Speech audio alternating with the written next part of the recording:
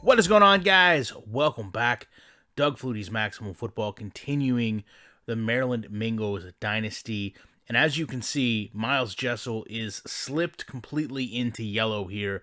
And maybe it's just the fact that we're coming off a loss. But I feel like we're slowly starting to lose control of some of our higher level recruits. You see there Christian PEASLEY almost completely in the yellow. And at this point, you know, we're getting hung up on a lot. These are also players that don't have offers yet. Kind of start to save ourselves back with Matt Messman, who we're going to go ahead and make sure is the highest rated that he can be in terms of coming onto our team. And then going ahead and just making sure everybody here is in the best position.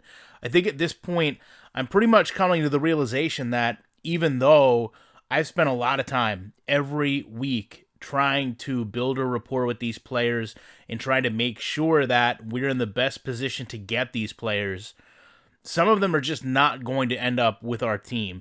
And I guess that's probably the first time in a video game that I've had kind of that feeling of wasted energy. And it's not a bad thing. You know, you feel like you're building a team. You feel like you're investing energy into being productive with making your team better. And you're starting to see the ramifications of what you want not happening.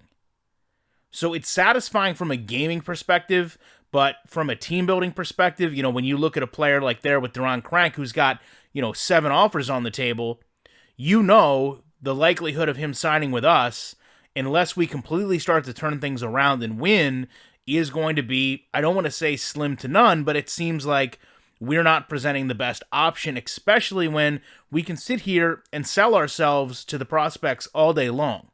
But the reality is, at least up until now, when it comes down to what we're performing with on field, it really hasn't been backing this up. Now, I think next year when we get some of these pieces, like the kickers that you see right here, in, and obviously we're going to get them out to visits so we can make sure we're doing everything we can to get these, at least I would prefer 1, maybe even 2. At this point, I'll cut a kicker if we have to prevent what we've been dealing with. But, it was really important that we got these guys as high as we could before we offer them a scholarship and before we get them out to the school, because it seems like that's the best way to progress forward. With that said, love to know what you guys think about this. Appreciate you checking it out. And I will be back in the week with more commentary.